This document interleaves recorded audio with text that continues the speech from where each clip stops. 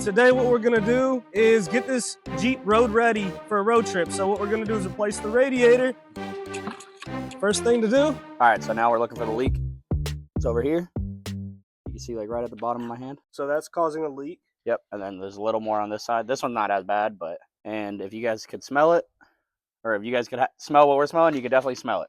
Very sweet smell. So from there, we're gonna let it cool down because we just got here. Then we'll start taking it apart. So the sponsor of this video today is MaxPeeding Rods, and they sent us a foam cannon. So at the end of this video, we're gonna test this out. But for now, let's do a quick unboxing while we let the coolant dry off. Now we're gonna get this thing open. This is also our first impressions of it. So we got the nozzle itself. Looks like it hooks up to the pressure washer. And as you know, we never use this, so quick little build. Ooh, that was nice. That was actually really nice. So that's it. Nice and easy. Literally, there's nothing else in the box, so yeah, we'll go through this later so we know what to do. Actually, it's really clean though. So now we need to see if it's low and the radiator's actually leaking, which I don't think it is. I think that this radiator is fine. Just smells. I would change it. Well, we're gonna change it, but you know. All right, guys, step one, you get a tool like this. What is it called? Clip remover tool. And we gotta remove this piece off so we could drain the coolant out as I fight Nala. Jiu-jitsu dog. All right, so I did these wrong. You're supposed to pick up this top part and then this pulls out. Don't try to pick up from the bottom or you're gonna mess it up like this. We're gonna set these in a Jeep conveniently made a way where you could store all your different parts. 1, 2, 3, all your different bolts. All right, now the front's coming off. You could see we got to get these bottom two clips. So again, now we learned how to do it right. You pull the top part out and then the bottom part comes out. So these are for the inner ones. I might have to order some new ones of these after this. You see how easy that is when you do it right? Cool. All right, next step is we got to drain this coolant. So you got to sort of guess where it's going to fall. So if we have the plug here, it's definitely going to hit this bar, but we don't want to take this whole bar off. So we're going to drain it and catch the leak. Ready? And keep... Alright guys, so ignoring Austin's comment. You haven't seen National Treasure? No. We're going to go left. With Nicolas Cage? No, I have. Oh, that should be loose enough already. I'm the nerdy friend that wrote a book and got a Ferrari. Yeah, if you ever write a book and get a Ferrari. No, he got a cut. Oh shit. Good? Yeah.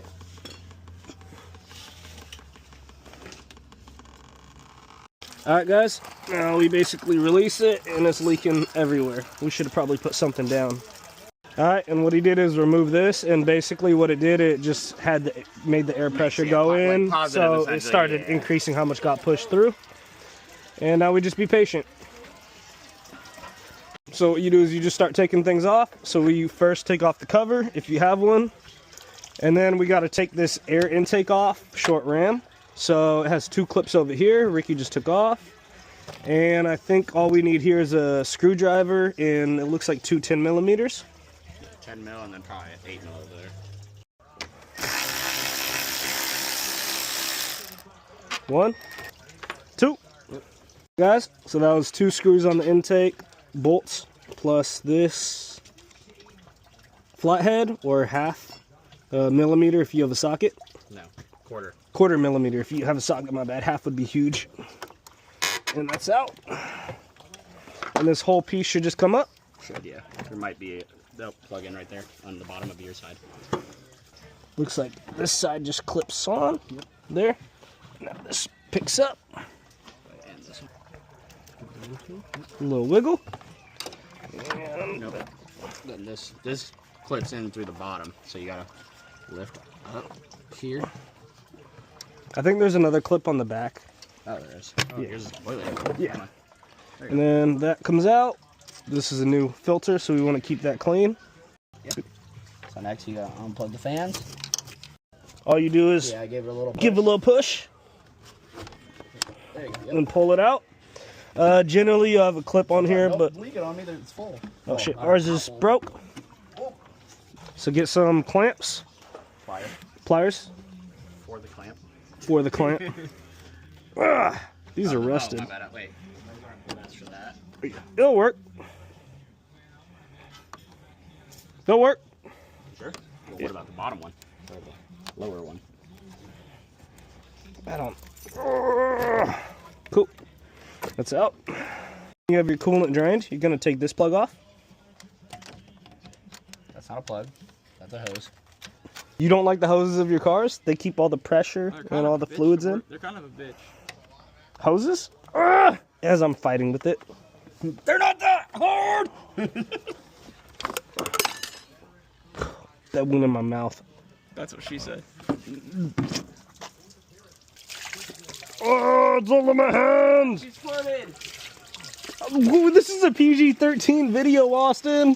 It's a boy. It's a boy. Hey. Hey, look, and I'm jerking. That means it's a girl. Oh, yeah. Oh, yeah. You know I'm posting this in the video. Oh, shit, I didn't know you were actually... You gotta do it like the Kool-Aid man. Oh, yeah. Oh, yeah. Unboxing from the zone of the auto. This looks way bigger.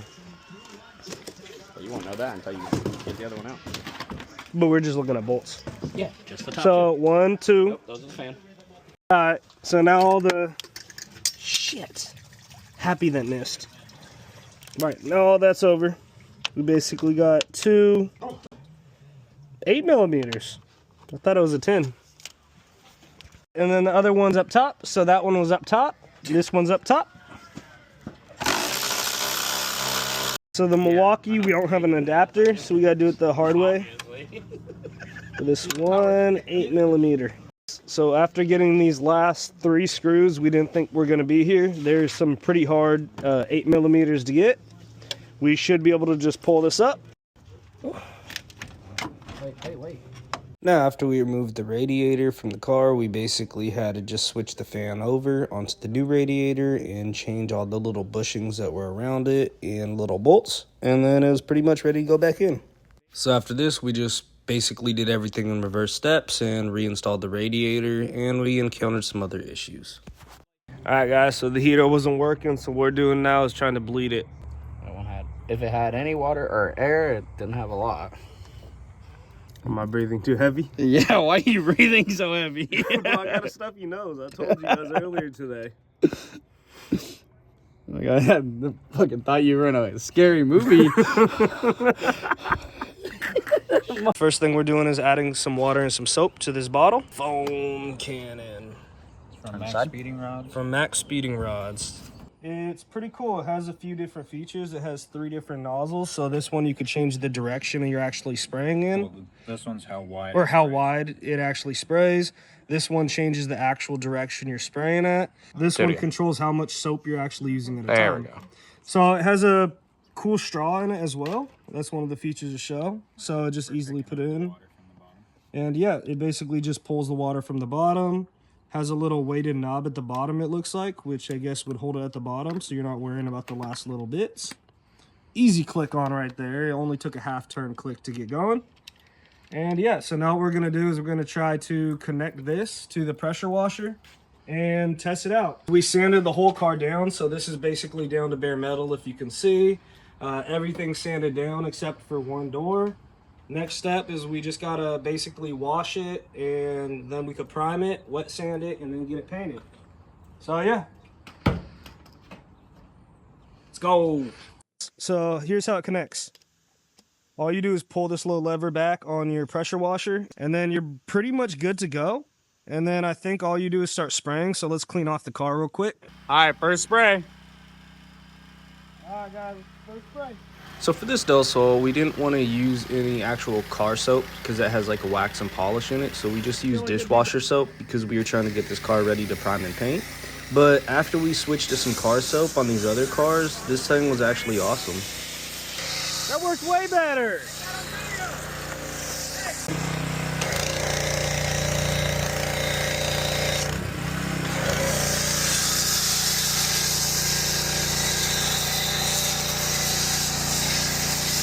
It looks like snow. Maybe pick up a snowball of it.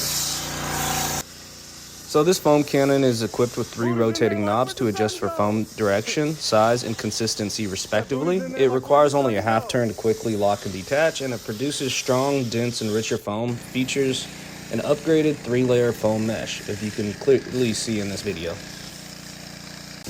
Alright, so next time in That's Crazy Garage, we're going to take the $500 Del Sol all the way across the state and see how it does on a road trip and on some off-roads and see if it can survive. So yeah, follow along if you want to see that. Well, we're getting up here. It's sort of a drop-off. Like if we fall off that, might be game over. Got